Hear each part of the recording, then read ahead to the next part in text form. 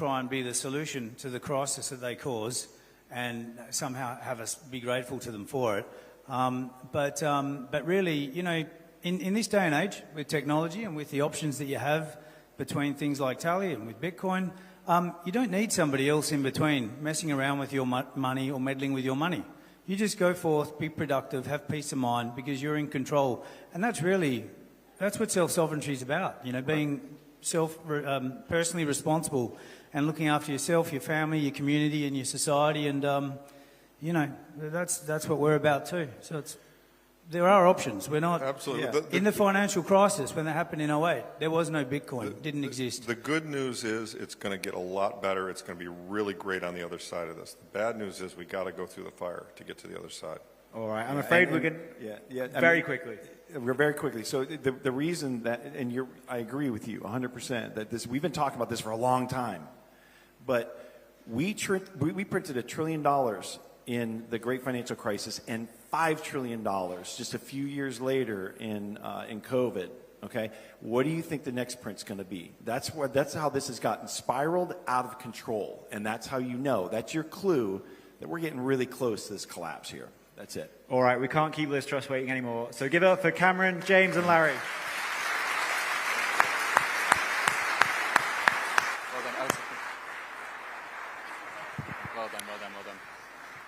Well done, gentlemen. Beautifully moderated, Danny. Thank you so much. Wow, full room. Good to see, good to see. I wonder why. How are you all feeling? You feeling good, yeah? Excited for, we've got what, one fireside, another fireside, maybe a couple of announcements. It's going to be big. Do you want to make some noise in preparation for the next panel? Yeah, wakey, wakey. Let's go. This is so cool to see, so cool to see. Because I'm about to announce onto stage at a Bitcoin conference a former Prime Minister. I'm going to say it one more time, sorry. I'm about to announce on stage at a Bitcoin conference a former Prime Minister. It makes no sense to me. Seriously, give it up for Peter for managing this. It's just insane. But it's just testament to the fact that attitudes are changing. Bitcoin is becoming more and more relevant, regardless of the social circle within which you walk. So, the stage is set. Peter, you feeling good? He's feeling good. Okay. I want you to make so much noise for Peter McCormack, Chairman of Rail Bedford, as he takes the stage this afternoon. And, of course, former Prime Minister Liz Truss.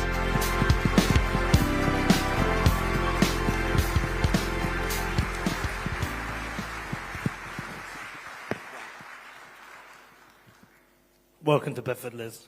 Great to be in Bedford. There are some surreal moments you have in your life, and this is going to be one of them. You're in a lot of demand, and I'm very grateful for you coming to our event here. We did an interview recently which was very popular, and so bringing you to Bedford is a big thing for us. So I've read the book. I think it's brilliant. What is the scale of the problem we're facing here in the West? So the book is called 10 Years to Save the West. And what I am saying is unless we get a grip and change the way our countries work, the West will be finished in 10 years. And what do I mean by that? I mean we have been threatened by left-wing ideology, whether it's excessive government spending, whether it's net zero ideology, whether it's things like DEI and ESG, whether it's Islamism. All of these things have conspired to hollow out our countries, to stagnate our growth, but also to present real threats to the way of life in the West. And you know, I am a Trump supporter. I think that Trump getting elected last year was the first domino to be falling in the right direction in terms of saving the West, because otherwise I think that we will see China and radical Islam, two terrible partners, win against the West. That is the threat we face. For some people, these sound like scary concepts, but what is the real threat that comes from this for the fabric of society? Well, I think we can see it already. We can see we're living in a country where things are deteriorating. It's a country in decline. Our towns and cities aren't what they were. We're seeing rising crime. We're seeing industry decimated. I mean, MPs have just been recalled to Parliament this weekend to renationalise the steel industry because it's uneconomic.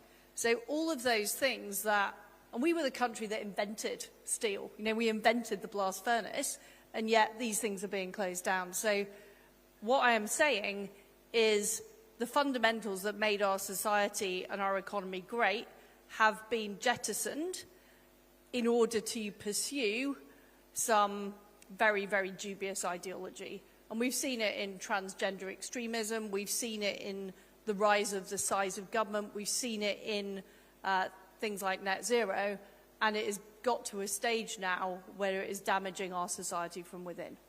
So based on your experience, what should the role of government be?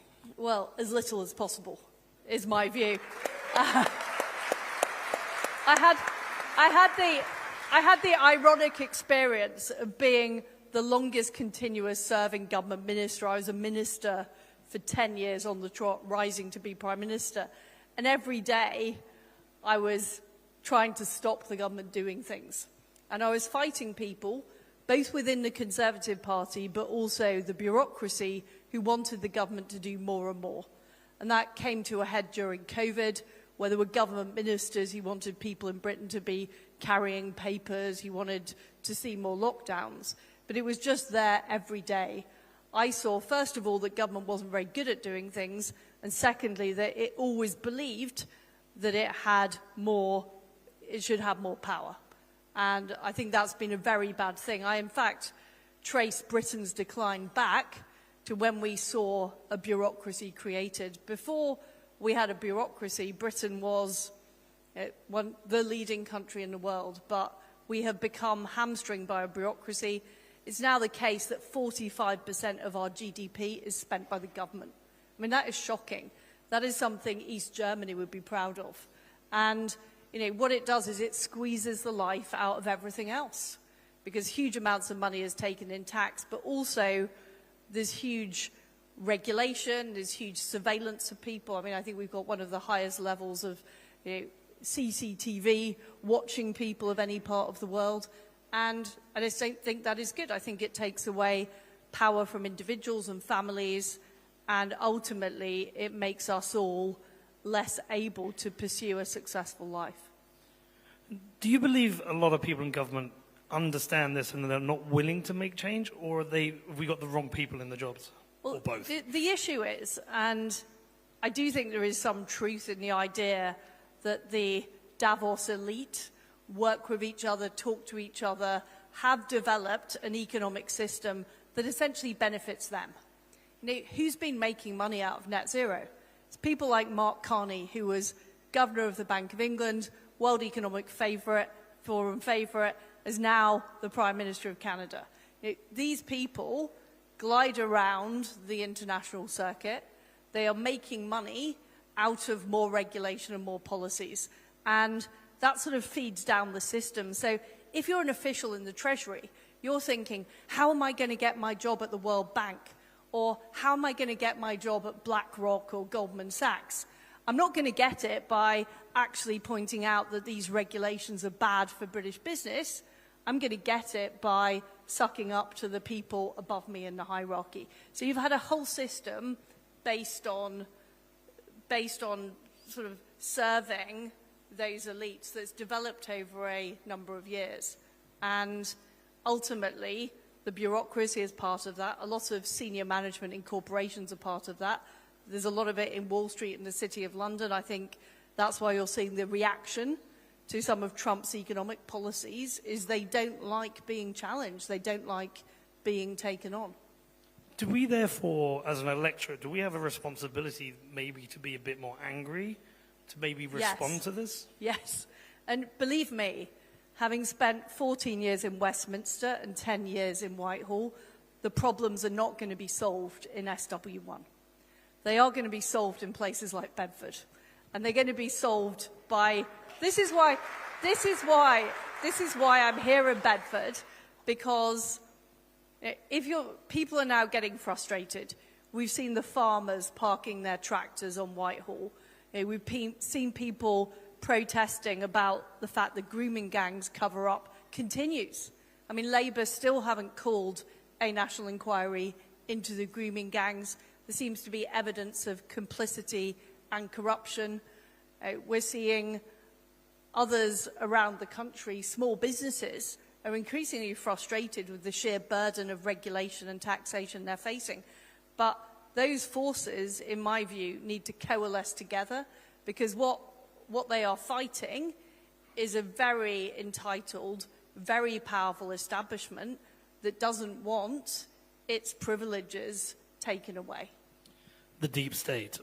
It is the deep state, and it's a state within a state, because when the state gets very big, more and more people focus on how does that model survive. Because if you're a bureaucrat or if you're working at the Bank of England, how businesses grow, how entrepreneurs succeed is not relevant to you. What is relevant is how do you keep your job, how do you keep your power base, how do you make sure that you've got a new job to go to when you move on. That is what you're thinking, and those are the incentives. And that's why I'm not saying anybody in that hierarchy should necessarily be blamed for being part of the system, but they are fundamentally part of that system. So it's the structure of government broken? Well, what's happened is power that used to lie in the hands of the Prime Minister and Parliament have been outsourced to unelected bodies. So a classic example is the Bank of England. Prior to 1997, those decisions were made by Treasury ministers. They're now made by an unelected, unaccountable governor. Likewise, the Human Rights Act means that decisions aren't made by Parliament, they're made by the courts. The courts are not accountable anymore because Tony Blair abolished the power of the Lord Chancellor to appoint judges. So what you've created is a blob of people who are not accountable to anyone. So even if as an MP or a minister you want to change things, you pull the lever and you can't change things because there are unelected people who are making decisions independently, i.e. not accountable to anybody, who are effectively controlling those decisions. And I think that has to change. Otherwise, there's just no mechanism between people voting and what a government actually does. And this is what we've seen. I mean, people voted for massive change in 2024. I would argue the same policies are effectively being pursued by this Labour government as were by the previous Conservative government, because the same people are in charge. Andrew Bailey is still Governor of the Bank of England. Richard Hughes is still head of the OBR. We've still got the same person as Permanent Secretary of the Treasury. So you can vote all you like, you're still getting the same people making the decisions. Liz, you think about the big ideas, saving the West. I think about the small version, which is saving Bedford. But I think the problems are similar. I know many business operators here in Bedford, I operate businesses. It's getting harder and harder to build a business. There's too much bureaucracy, too much legislation. There's business rates, there's new minimum wage rates. All these things put so much pressure on the business. It's very, very hard to make money. And if you can't, businesses will fail. Is the alignment from local to national, are they all the same issues? It is the same issue, but most of those decisions are national. The fact is, in Britain, councils have very little power. Most of what they do is dictated to them by Whitehall. And the point is, and I spent 2 years in the Treasury, Treasury officials, they aren't incentivised to care about whether small businesses succeed or fail. What they want is they want tax that's easy to collect. They're incentivised on collecting as much tax as they can and gaining more power in the system by spending more money. That is what they want. So what they're thinking is, these small businesses are very inconvenient. IR35 is very inconvenient. We want everybody on PAYE. We want it easy to track down. And this is why there's all this push for more central surveillance, more things like ID cards. It makes it simpler for the state to control people, to get money out of them, which is ultimately the incentives of those people in the organisation. And the only way of dealing with that is to dismantle that bureaucracy. You're not going to solve it just by appointing new people. I can guarantee, even if you were appointed, Peter, as permanent secretary to the Treasury, you would find yourself under a lot of pressure to tick the boxes, just like every other bureaucrat is under pressure to tick the boxes. So you've actually got to say, we're not going to allow people that aren't elected to make those decisions. Okay, so dismantling this infrastructure feels like a big job. How do we do it? Well, go back 100 years or so, we didn't have that infrastructure. You've got to repeal all of the laws that created it. So the Climate Change Act, the Constitutional Reform Act, the Bank of England Act, the Human Rights Act, all of these laws need to be repealed. That will abolish the bodies who've been put in place to administer those laws. And you go back to a British constitution, which if you go right back, I mean, I'm not saying go right back to 1689 and the Bill of Rights, but the concept there were people in this country had freedom. They had freedom of speech, they had freedom of action, and you had a judicial system that administered that through the common law. That's the system we need in Britain. We've become over-bureaucratized, over-micromanaged, and the system itself does need to be dismantled. I don't believe putting different people in will change it. You've got to change the overall system itself. And we need real growth. I know lots of people here in Bedford who want to create businesses and grow businesses, and there's so much in their way. What are the things that you think that need to happen to drive growth in this country? So the number one thing is energy costs. You will not grow businesses without drastically cutting energy costs. Energy costs in Britain are 4 times what they are in the United States. And why are they so cheap in the United States? Well, first of all, they don't have net zero laws and they don't have all these extra tariffs. But also, they do fracking. And they use the gas that they frack in America to make domestic energy prices cheaper, and that is what we should do. That is what we should do. But why haven't we done that? And I was the Prime Minister who allowed fracking for the brief time I was in office, but I got lots of blowback from Conservative MPs at the time who didn't like it because they were being lobbied by the green NGOs. So you have to have MPs who have the balls to take on the vested interests, the green NGOs, the Davos establishment. You've got to have people prepared to do that. Obviously, this is a crowd of people who are kind of fans of this thing called Bitcoin. We've spoken about it ourselves. I think everyone in this room naturally thinks Bitcoin is a great tool because the government can't steal it, they can't control it, and they can't print it. Do you see Bitcoin as a tool for government? I see it as a tool for taking power away from government. And that is why I fundamentally support it. In fact, when I was at the Treasury back in 2017, I wanted us to become a leading country for Bitcoin and crypto. But there was such huge resistance from the usual suspects at the Bank of England, at the FSA, etc., wherever it became the FCA. There was huge resistance because the bureaucracy know perfectly well that it is an antidote to their power, which is why they hate it so much, and they do hate it. And this is also why central banks are trying to introduce CBDCs, because they want to control it, they want to have the control, they want to use it as a way of having more control over the population. And this is why it is such a good thing, in my opinion, that Bitcoin is doing well. I also am a supporter of the fact gold is doing well as well, because what we have seen over the past 30 or 40 years is a complete failure of fiat currency, a complete failure of central banks, and they're not being held to account.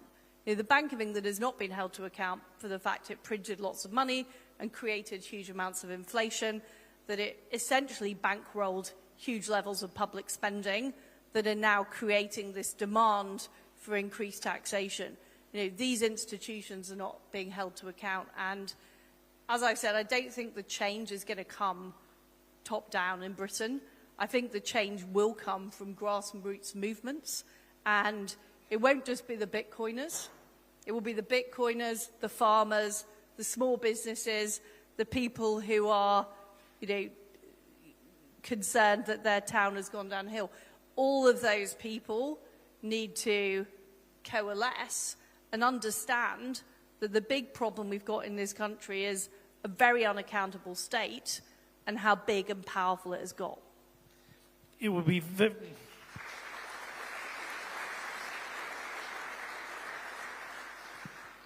I think for some people, maybe not in here, but it would be very unusual for them to hear a former Prime Minister and a politician say, we need much smaller government and we should take power away from the government. But do you think that's a duty of someone in government to constrain government? Well, I saw it as my duty, and I was always fighting to do that. So my first job in government was childcare minister. I tried to reduce regulations for childcare providers. I then went to the Environment Department. I tried to fight against new environmental regulations. I was constantly in court with everybody from all the climate change organisations, all the animal rights organisations.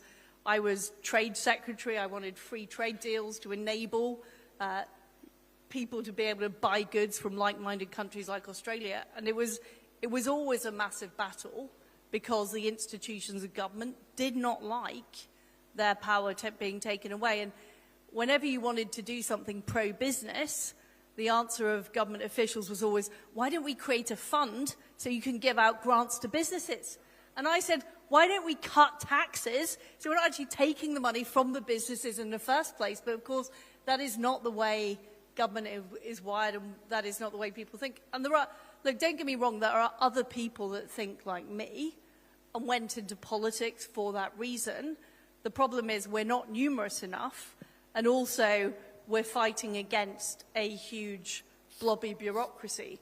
So if we really want things to change, and I think the next opportunity for that will be in 2029, you don't just need 350 MPs who are prepared to repeal all the laws that I was talking about earlier. You actually need business people who are prepared to go into the executive and change things there. And you need to replace the bureaucrats with business people who can do things like, who go in with a specific mission of abolishing the department or cutting costs and are held to account. And this is why I think the Elon Musk Doge project is a good thing. Will we be able to attract the finest engineers who can make these? Well, this should be abolished, obviously, these ridiculous bottle tops. Sorry, I'm conscious of time. I want to talk to you about free speech because I think free speech is very much under attack in the country at the moment. I won't get into specific cases, but we know people have been put in prison for things they've said or tweeted. At the same time, we have prisons full and we have violent criminals who aren't being put in prison or are getting lenient sentences. We have a problem with free speech in the country. How has that been weaponized against us as an electorate? There is a huge problem with free speech, and people are being put in jail for X posts, but they're not being put in jail for looking at child pornography. I mean, it's an extraordinary double standard, two-tier system that we now have. What I also worry about is the way that stories are suppressed or promoted. So recently we've seen the promotion of the documentary, or not a documentary, the show Adolescence. I haven't watched it, but we've seen the promotion of that, the asking questions about that. And we've seen the whole issue of the grooming gangs suppressed and mainstream media not really covering it, only covering it very partially.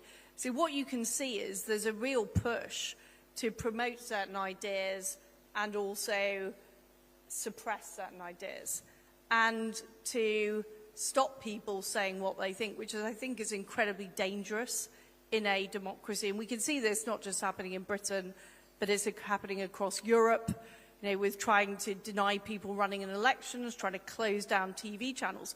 And this is the kind of thing that we used to see going on in the Soviet Union, and it's now happening to us. And it is absolutely shocking that that is the case in modern Britain. And there are too many people who are just accepting it, and I do think this needs to be actively fought. And what I am doing is establishing a new free speech network, which will be uncensored and uncancelable, to actually talk about the issues people don't want to talk about. Another example is Bitcoin. You won't see much coverage of Bitcoin in the mainstream media. You won't see it being raised in Parliament to any great extent. You won't see it being discussed, on the main economics programs, even though there is a huge Bitcoin movement. And it is an attempt to set guardrails about what it's acceptable to talk about and what it's not acceptable to talk about. And we've got to break out of that. Well, our friend Steve Baker did try and raise this in Parliament once. He's over there looking at me. Tell me a bit more about this free speech platform. When's it launching? When's it coming? When can we check it out? Can I be on it? Well, Peter, of course you can be on it because, Bedford is the home of free speech. So you will be, you will be on it. But we're planning to launch it in the summer of this year. There will be more news about it fairly soon. I can't say any more at this stage. Anything else you're working on you can talk about? This is, to me, I want to see a massive change in Britain. I became an MP in 2010 because I wanted to see the country change, because I'm a patriot. I want to see Britain do well. I hated the decline. I hated the acceptance of decline. And I rose up the ministerial ranks. I had all these battles. I got to the top and I thought, now I've finally got an opportunity to actually do what needs to be done in this country, cutting taxes, getting on with fracking, reducing the size of the state, all of those things. And I was cut off at the knees by the, whatever you want to call them, the economic establishment, the elite, the people who didn't want change, the status quoites. And that has made me think that it's not enough just to get into number 10. You might think it's enough to get in number 10 and you can just sign things off. You can't. So what I'm now thinking is we need a media network to be able to communicate to people, to be able to have a grassroots movement that is actually really demanding change of our leaders.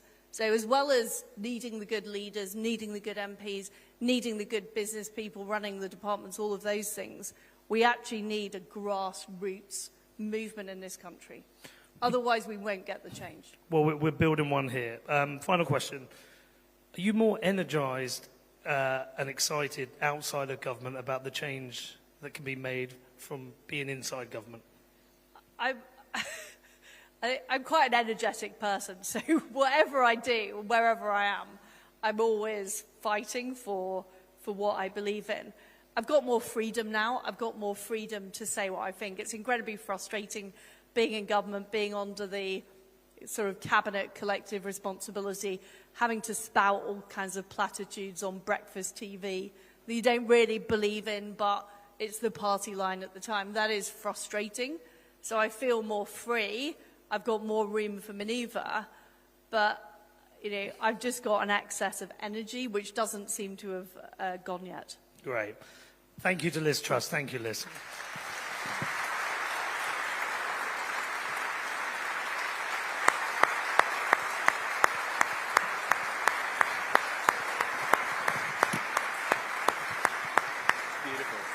Well done, Peter. Well done, Liz. That was really interesting. Really, really quite inspiring. What do you guys think? Good talk? Yeah, pretty good, right? Yeah, okay. As we transition to the next fireside chat here, I just want us to play another little game. I'm not going to ask you to stand up or do anything weird. But basically, if you all just raise your hands, and I'm going to count down from 2025, and the year that you got into Bitcoin, and you lower your hand. And the point of it will make sense in a second. So everyone raise your hand. We can do it. Yeah, okay, cool. Should we start at 2025? Great. Oh, no one got into Bitcoin this year. Okay, fine. 2024? Any newbies in the room? 2023? Nice. 2022? That was a good year. 2021? 2020? Oh, okay, interesting. 2020 orange for a lot of people. 2019? That's me gone. 2018? 2017? Oh, nice. Goes down high, of course. 2016, 2015, and finally 2014. Okay, so just 6 or 7 hands in the room right now who got into Bitcoin in 2014. I won't go any lower because I think you also become a bit like a bit of a target, But the The point is that this man who's about to be interviewed on stage got into Bitcoin in 2014, and he didn't just get into Bitcoin, but he started advocating for it in Parliament, in the House of Commons. It's really kind of mind-blowing when you think about it. His name is Steve Baker, and he's now an advisor to Axiom, but he's doing lots of other interesting stuff that I'm sure is going to come up in this Fireside discussion. He's going to be speaking to Winston Marshall of the Winston Marshall Show, his podcast, which you must subscribe to. So please give them a really warm round of applause as they take to the stage this afternoon for their Fireside chat. Steve and Winston, please take the stage.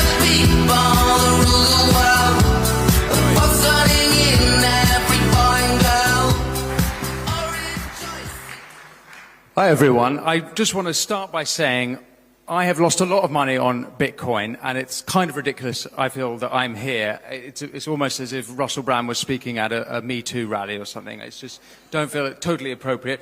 I do still own Bitcoin, but Steve, please don't ask me anything about it. You wouldn't ask Rachel Reeves anything about the economy, so don't ask me anything about it.